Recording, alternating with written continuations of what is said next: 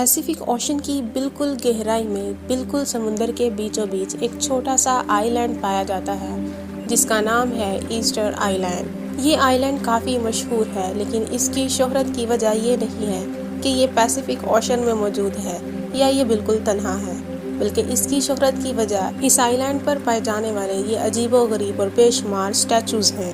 Pacific ocean کے بیچوں بیچ تنہا اس آئی land پر یہ بے شمار سٹیچوز اور یہ قد و قامت والے لمبے لمبے اور بڑے بڑے سٹیچوز آخر بنائے کس نے؟ کیا ان سٹیچوز کو بنانے والا ہمارے جیسا کوئی انسان ہی تھا یا پھر ایلینز تھے؟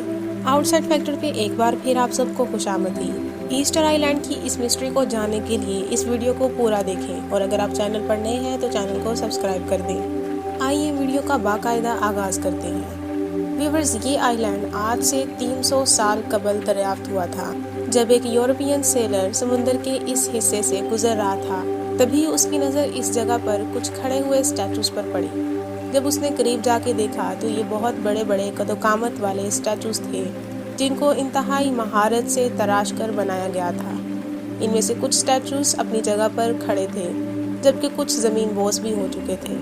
جس دن اس آئی لینڈ اور ان سٹیچوز کو ڈسکور کیا گیا تھا وہ دن ایسٹر سنڈے کا دن تھا۔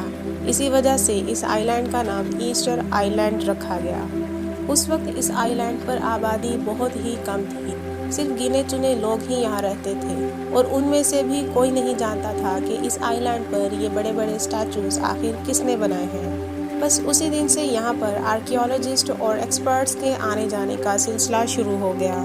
اس کے علاوہ کچھ ایڈونچرز کے شوقین لوگ بھی یہاں پر صرف وزٹ کرنے کی خاطر آتے رہتے ہیں۔ اس آئی لینڈ کی ڈسکوری کے دن سے لے کر اب تک آرکیولوجسٹ نے یہاں پر کئی ریسرچز کی اور کئی ایکسپرٹس نے یہاں پر مختلف کھوجیں لگائیں، جس کے بعد ان آرکیولوجسٹ اور ایکسپرٹس کے ہاتھ کچھ ایسے ثبوت لگے جن کے بعد ہم یہ کہہ سکتے ہیں کہ ہم ان سٹیچوز کے پیچھے کے راز کے اوپر سے پردہ اٹھانے کے کافی قریب ہیں۔ ایک نارمل شہر جتنے بڑے سائز کے اس آئی لینڈ پر تقریباً 1000 سے زیادہ سٹیچوز موجود ہیں۔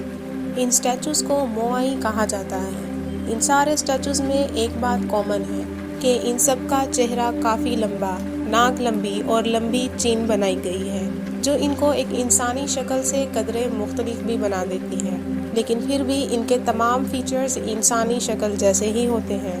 ایک ایسٹیمیٹ کے مطابق یہ سٹیچوز 13th سینچری میں بنائے گئے تھے۔ ان میں سے کئی سٹیچوز پوری شان و شوکت کے ساتھ اپنی باڈی سمیت سمندر کے پار کھڑے ہیں، جبکہ کئی سٹیچوز صرف اپنے سر کے ساتھ زمین بوس ہیں۔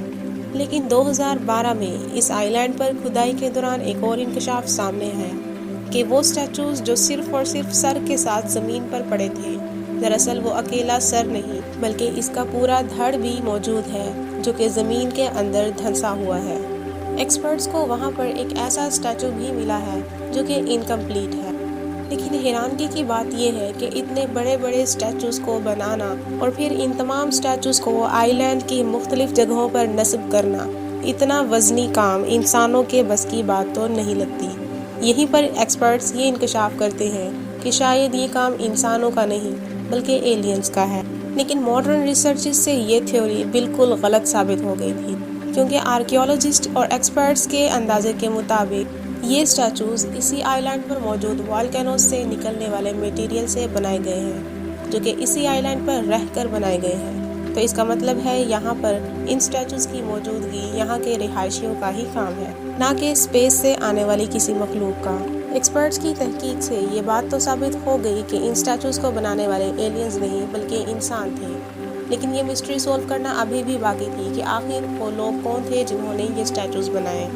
تو مزید تحقیقات کے بعد یہ بات سامنے آئی کہ اب سے 1700 سال پہلے یہاں پر 12,000 لوگوں کی ایک قوم رہتی تھی، لیکن تب یہ آئی لینڈ ایسا نہیں دکھتا تھا جیسا کہ آج دکھتا ہے۔ تب یہاں پر بہت زیادہ ہریالی پائی جاتی تھی، اور یہاں پر سب سے زیادہ آثار پام ٹری کے پائے گئے ہیں، یعنی یہاں پر بہت زیادہ تعداد میں پام ٹری موجود تھے، اور اندازہ لگایا گیا کہ یہ سٹیچوز بھی انہی لوگوں کے بنائے ہوئے تھے۔